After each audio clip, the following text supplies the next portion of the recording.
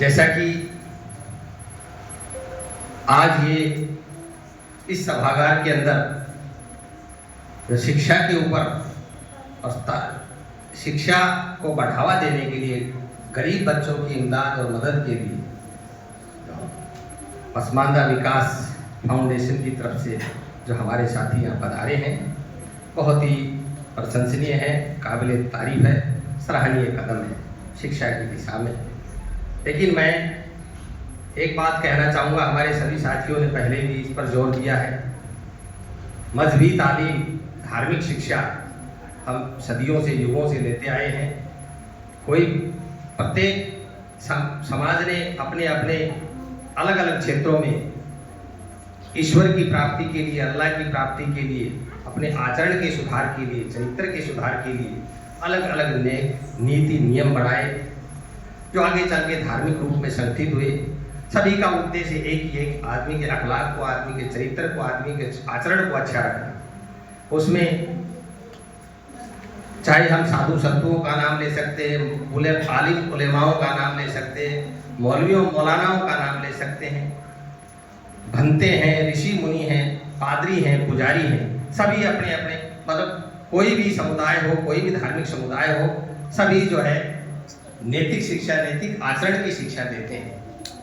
और ठीक है, वो हमारा काम साथ साथ चलता रहता है, हम बचपन से सीखते आते हैं। लेकिन जो आज ये दुनिया जिस मुकाम पर पहुंची है, ये दुनियावी तालीम भी बहुत जरूरी है।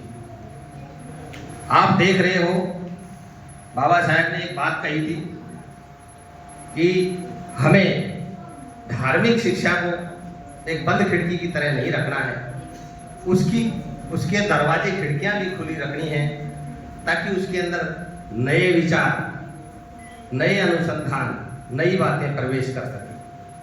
क्योंकि ज़्यादातर आपने देखा है कि नई बातों को उसमें सम्मिलित करने पर ऐतराज किया जाता है, लेकिन शिक्षित वर्ग जो समाज का अग्रसर वर्ग है, समाज सेवी वर्ग है, जो नई दिशा तय करने को, नई दिशा देने को आगे आता है, उसको नए विचारों को साथ लेकर धार्मिक शिक्षा के साथ साथ उनको भी उसमें समाविष्ट करने की जरूरत होती है, ताकि बच्चों में, लोगों में धर्मी मजहबी तालीम के साथ साथ तार्किक शक्ति का भी विकास हो। उसको दुनिया, देश, भूगोल का ज्ञान, इतिहास का ज्ञान, गणित का ज्ञान, हिंदी, इंग्लिश, कोई भी भाषा हो, जितना हम अध्ययन करेंगे वो कम है।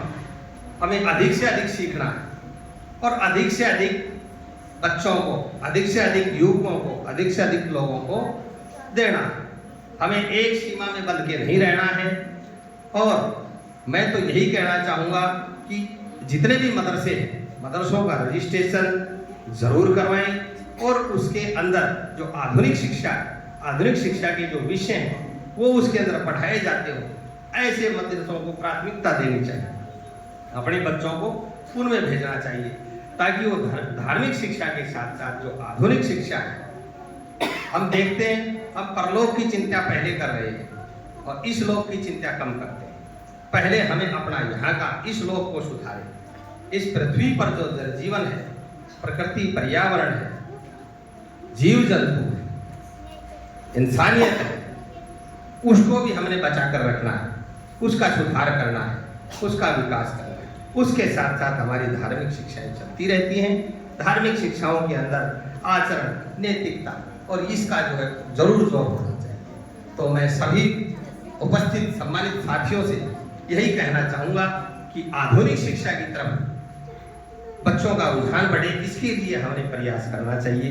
दूसरी हमारी जो दो बहनें आई हुई हैं, ये आप देख रहे हो, महिला शिक्षा की मिसाल है, जो आपके बीच यहाँ उपस्थित हैं। तो मैं सभी से ये कहना चाहूँगा, अक्सर ये कहा जाता है, अब हमें मानना तो देखो ये पड़ेगा, अब चाहे हम कुछ भी कहें कि यहाँ पर जो महिला शिक्षा की तरफ कुछ कमी तो है, तो हमें उसके लिए जरूर प्रयास करना होगा। और समाज को सुधारना है। समाज के सुधार के लिए महिला शिक्षा का होना बहुत जरूरी है। आज दुनिया के अंदर वही समाज, वो समुदाय ज़्यादा आगे हैं जिनने महिला और पुरुष दोनों साथ लेकर विकास किया है। इसलिए क्योंकि आप सभी जानते हैं एक लड़का शिक्षित होता है वो एक परिवार को सुधारता है, लड़की शिक्षित होती है तो 2 परिवारों को सुधारता है।